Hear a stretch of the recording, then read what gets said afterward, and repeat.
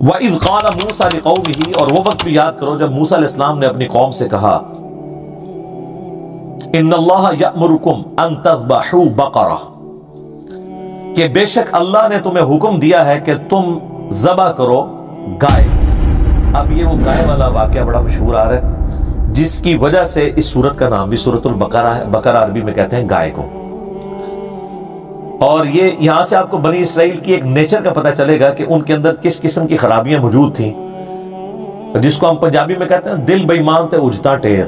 اگر آپ کا دل بے ایمانی پہ اترا ہوا ہے، بات ماننے کے لیے آپ تیار نہیں ہیں، تو آپ بڑے جھوٹے ایکسکیوزز بھی ڈیوائز کریں گے کہ جس کی وجہ سے آپ اللہ تعالیٰ کی شریعت کے معاملے میں کوئی بھگوڑا پن اختیار کر سکیں۔ ابھی کچھ دن پہلے ہی میرا ایک کلپ بھی یوٹیوب کے اوپر اپلوڈ ہوا تھا، کیا علماء سے زیادہ سوالات کرنا حرام ہے؟ اور وہ پلی اس کی لیتے ہیں کہ دیکھیں جی بنی اسرائیل نے بھی وقت کے پیغمبر کو بڑا تنگ کیا، چھوٹی چھوٹی نٹی گریٹیز پوچھی تو اس کی وجہ سے اللہ تعالیٰ نے ان کے اوپر عذاب بھیجا، اللہ تعالیٰ ان سے ناراض ہوا، تو لہٰذا آپ بھی علماء سے زیادہ سوال نہ کیا کریں۔ تو میں نے بتایا کہ بالکل یہ اسی طریقے سے جیسے ہم پوچھتے ہیں تراویح کتنی ہے، کہتے ہیں تراوی تو 20 ہوگی، وی پنجابی والا لا لیتے ہیں۔ بھائی وہ چیز ہی کچھ اور تھی کہ وقت کے پیغمبر کے ساتھ بال کی کھال نہیں اتارنی، مراد یہ کہ وقت کا پیغمبر جو حکم دے اس کو فالو کرنا ہے۔ اب یہ ٹائٹل نبی علیہ السلام کے بعد کوئی شخص اویل نہیں کر سکتا۔ اس کے بعد ہر شخص سے پوچھا جائے گا یہ جو تم بات کر رہے ہو، یہ اللہ کے نبی کے بھی آپ پہ یہ بات کر رہے ہو یا تمہاری ذاتی اختراع ہے؟ اور زیادہ تر کیس میں وہ ان کی ذاتی اختراع ہی نکل رہی ہوتی ہے، اور اسی وجہ سے چونکہ وہ ڈرتے ہیں کہ ہماری بات قرآن و سنت سے ثابت نہیں ہوتی، لہذا وہ بہانہ کرتے ہیں کہ یار سوال پوچھنا ہی حرام ہے، اور الٹا گستاخ کہنا شروع کر دیں گے، مفتی صاحب سے بات کرنے کی تمیز نہیں ہے، اور چونکہ جاہل ہوتے ہیں ان کو ان معاملات کا پتہ نہیں ہوتا۔ تو میں نے پھر پورا اس کا اپروپریٹ آنسر دیا تھا، اور میں نے قرآن و سنت سے کئی دلائل سامنے رکھے ہیں، وہ یوٹیوب پہ ضرور کلپ میرا دیکھیں۔ علماء سے زیادہ سوال کرنا حرام، یوٹیوب پہ لکھیں سوالیہ نشان کے ساتھ انجینئر محمد علی مرزا، بڑی کمال کی گفتگو ہے، آپ کو ان کے ہیلے اور بہانے پتہ چل جائیں گے کہ کس طریقے سے آؤٹ آف کانٹیکسٹ سیاق و سباق سے ہٹا کر یہ لوگ چیزیں پیش کرتے ہیں صرف اپنی روٹی روزی چلانے کے لیے۔ اللہ ماشاءاللہ اچھے لوگ بھی ہوں گے، میرے سے نہیں ایڈریس پوچھنا، مجھے نہیں پتا۔ اچھا، تو یہاں پر بھی اللہ تعالیٰ فرما رہا ہے کہ ہم نے حکم دیا کہ گائے ذبح کرو۔ اب یہ گائے کا حکم پتہ کیوں ہوا تھا؟ موسیٰ علیہ السلام جب کوہ طور پر گئے تھے، انہوں نے پتہ ہے کہ ایک بچڑا سونا پگھلا کے، وہ آگے آ جائے گی ڈیٹیل اگلی صورتوں کے اندر، سامری نے بنایا تھا، پھر اللہ نے آزمائش میں ڈال دیا۔ 70,000 یہودی جو نبی کے صحابہ میں سے تھے، ظاہر ہے ان پہ ایمان لائے تھے، ان کے ساتھی تھے، لیکن نبی صرف 40 دن کے لیے گئے ہیں تو وہ شرک میں مبتلا ہو گئے۔ یہ شرک اتنی بری چیز ہے کہ وقت کا پیغمبر فوت نہیں ہوا، زندہ ہے، چند دنوں کے لیے گیا ہے، تو وہ لوگ اس کے اندر انوالو ہو گئے۔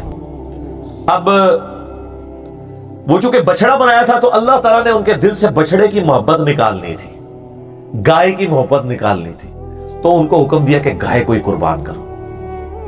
یہ آپ کو حج اور عمرے کے موقع پہ بال کیوں منڈوائے جاتے ہیں؟ تاکہ اندر کا غرور ٹوٹے۔ بال سنوارنے کا بڑا شوق ہوتا ہے نا بندے کو، ظاہر ہے ایک حسن کی علامت بھی ہے بال، یہ تو گنجوں سے آپ پوچھے تو آپ کو پتہ چلے گا کہ بیچارے کیا کیا پاپڑ بیلتے ہیں ان بالوں کے لیے وہ، ٹھیک ہے۔ تو وہ اللہ تعالیٰ نے پھر نبی علیہ السلام نے 3 دفعہ دعا فرمائی ان کے لیے جو سر منڈواتے ہیں حج اور عمرے کے موقع پہ، اور 1 دفعہ ان کے لیے جو بال چھوٹے کرواتے ہیں۔ چھوٹے تو آپ نے بال کروانے ہی ہوتے ہیں۔ اچھا، اب یہاں پر ان کو گائے کی قربانی کا حکم ہوا، تو آپ دیکھیں کہ پیغمبر کے ساتھ گفتگو کس طریقے سے یہ لوگ کر رہے ہیں۔ قالوا اتتخذونا ہزوا، کہ اے موسیٰ آپ ہم سے مذاق کر رہے ہیں، یعنی اب وہ بھاگنے کا ایک ذریعہ کہ اے مطلب سچی سچی کہہ رہے ہو یا ہمیں اتو کہتے پہ ہو۔ پیغمبر مذاق کرتا ہے، دین کے حکم جب وہ سکھا رہا ہوتا ہے کہ اللہ نے حکم دیا ہے تو اللہ نے کوئی مذاق کرنا ہے پیغمبر کے فالورز کے ساتھ۔ قال اعوذ باللہ ان اکون من الجاہلین، تو موسیٰ علیہ السلام نے کہا میں اللہ کی پناہ میں آتا ہوں ایسی جاہل قوم سے۔ یعنی آپ دیکھیں کہ پیغمبر کو مانے ہوئے اس کے باوجود حرکتیں دیکھیں۔ اب کئی لوگوں کے دماغ میں یہ، جن لوگوں کو وہ غلط پٹیاں پڑھا دی ہوئی ہیں نا کہ وہ صحابہ کرام تو معصوم ہوتے ہیں، اور الصحابۃ کلہم عدول، وہ تو مطلب یہ ہے کہ حدیث روایت کرنے میں وہ عدول ہیں، باقی تو عام انسانوں کی طرح ہی ہوتے ہیں. اب یہ سارے صحابہ ہی ہیں نا جو موسیٰ علیہ السلام کے ساتھ کر رہے ہیں, تو اس میں کوئی توہین والی بات نہیں, انسان انسان ہے. ہمارے نبی علیہ السلام کے صحابہ کے بارے میں قیامت تک کے لیے سورۃ الجمعہ کی آیات آ گئی ہیں قرآن کے اندر, اس کو آپ ضعیف بھی نہیں کر سکتے کہ نبی تمہیں خطبے میں اکیلا چھوڑ کے چلے گئے جب انہوں نے دنیا کا مال دیکھا. تو بخاری مسلم میں حدیث موجود ہے, وہ ایک قافلہ آیا تھا, وہ سب لوگ حضور تقریر کر رہے ہیں تو اٹھ کے چلے گئے سوائے چند لوگوں کے. آپ کو کہ سورۃ الجمعہ کی آیات ہی نہیں پڑھنی چاہیے, گستاخی ہو جائے گی, تو اپنی عقل کا علاج کروائیں. اس سے بڑی چیزیں موجود ہیں کہ انبیاء کی غلطیوں کا ذکر قرآن میں ہے, وہ تو اس سے بڑی گستاخی ہے. صحابہ تو شاید کوئی نہیں انبیاء کے مقابلے میں. حضرت آدم کی غلطی کا بیان, موسیٰ علیہ السلام کی غلطی کا بیان, نوح علیہ السلام کی غلطی کا بیان, ابراہیم علیہ السلام کا بیان.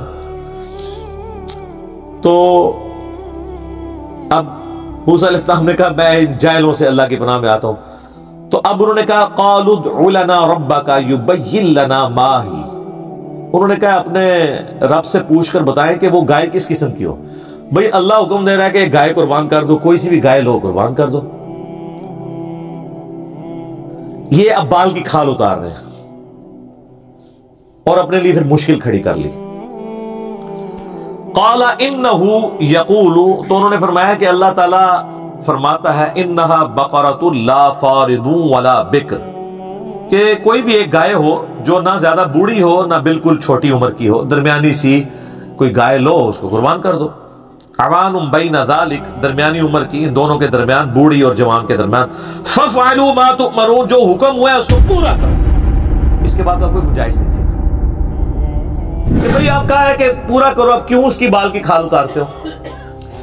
اب وہ اس لیے اتار رہے تھے کہ ان کے دل میں بچڑے کی محبت تھی اور تحت الشعور میں بیٹھی ہوئی تھی, وہ نکل نہیں رہی تھی. وہ چاہتے تھے کہ کوئی اور ہی حکم نازل ہو جائے, یہ ٹال جائے. قالوا ادع لنا ربک یبین لنا ما لونها, وہ کہنے لگے کہ آپ اپنے رب سے دعا کریں اور پوچھ کے بتائیں کہ اس کا رنگ کیسا ہو. ہائے صدقے. قال انہ یقول انہا بقرۃ صفراء, وہ کہنے لگے کہ اللہ تعالیٰ نے وحی کے ذریعے مجھے بتایا ہے کہ وہ ایسی گائے ہونی چاہیے جو شوخ زرد کلر کی ہو, گولڈن کلر کی, جس طرح کا وہ سونے کا بچڑا بنایا ہوا تھا. اب وہی چیز جو ان کے دماغ میں تھی نا کہ ہم نے نہیں کرنی, اللہ نے وہی کہا کہ ہاں ابھی وہ گولڈن کلر کا بچڑا بنایا سی نا, اونوں ہی کون ہے اس کلر دی لبو. اب شوخ زرد کلر کی گائے آج ڈھونڈنی پڑ جائے آپ کو تو مصیبت پڑ جائے گی, بڑی مشکل سے پھر ملے گی. فاقع لونها تسر الناظرین, وہ ایسی اس کی رنگت ہو کہ دیکھنے والے کا دل خوش ہو جائے ایک بار دیکھ کے, آئے ہائے کیا گولڈن کلر کی گائے ہے, خوبصورت.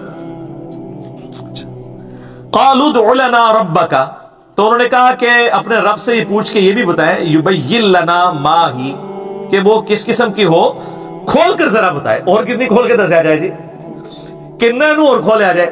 ہم ان کو بتاتے یار دیکھیں قرآن میں لکھا ہوا ہے ایاک نعبد و ایاک نستعین, وہ کہتے ہیں تھوڑا اور بتائیں نا, اور کیا کریے بھئی جو لکھا ہے وہ کرو. وہ اصل میں بابوں کو پکارنا چھوڑنا نہیں چاہتے, تو وہ بال کی کھال اتارتے ہیں. اچھا جی سنی ہے, جی سنی ہے. سنیوں کی حدیث کی کتابیں کون سی, جی بخاری مسلم. آپ نماز اسی طریقے پہ پڑھ رہے ہیں, جی بتائیں کدھر طریقہ لکھا ہے. بخاری مسلم طریقہ دکھائیں کہ بھئی رکوع میں جاتے رہو, اٹھتے ہوئے رفع الیدین کرنا ہے. وہ کہتا ہے اس کو چھوڑے, اچھا یہ بتائیں, یہی کو بتائیں, پہلے اس کے اوپر تو عمل کرو. وہی بال کی کھال اتارنا, کسی طریقے سے جان چھوٹ جائے, معاشرے سے ٹکرانا نہ پڑے, کیونکہ معاشرے سے ٹکرانا تو مشکل کام ہے. اچھا تو کہنے لگے کہ پوچھ کے بتائیں نا, ہمیں تو سمجھ نہیں آ رہی. ان البقرہ تشابہ علینا, بے شک ہم پر تو مشتبہ ہوگی بات, ایمبیگوس ہوگی سچویشن کہ کون سی گائے ہو. دسو کیڑی گائے ہو, دس دیتا بھی نہ بڑی عمر کی ہو نہ چھوٹی عمر کی ہو, کر دو. پھر ان کا رنگ پوچھو, رنگ بھی بتا دیا. اب اس میں سے کیا نکالنا ہے بول, کہ اس کے جسم پہ کتنے بال ہوں, یہی رہ گیا نا پیچھے. ٹھیک ہے نا جی, کیا کھاتی ہو یہ. اچھا وَإِنَّا إِن شَاءَ اللَّهُ لَمُهْتَدُونَ, اور بے شک اللہ نے چاہا تو ہم ضرور ایسی گائے تلاش کر لیں گے. اللہ سے ذرا پوچھ کے بتائے وہ ہو کس قسم کی.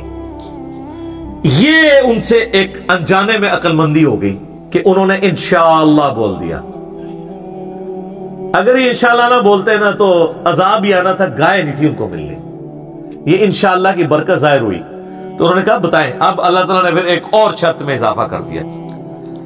قال انہ یقول، تو موسیٰ علیہ السلام نے کہا کہ اللہ تعالیٰ بے شک فرماتا ہے انہا بقرۃ لا ذلول تثیر الارض، وہ گائے ایسی ہونی چاہیے کہ جس کو زمین میں کبھی ہل چلانے کے لیے جودا نہ گیا ہو، بڑی لاڈلی قسم دی گھر دی پلی گاؤں ہے، کبھی اس سے کوئی کام نہ لیا گیا ہو.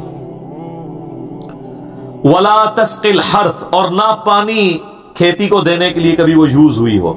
مسلمۃ لا شیۃ فیہا، اور بے عیب بے داغ ہو، کوئی زخم نہ ہو، کوئی جسم کے اوپر نشان ایسا نہیں ہونا چاہیے، کوئی سینگ نہ ٹوٹا ہوا ہو، کوئی آنکھ اس کی ہر عیب سے پاک ہو.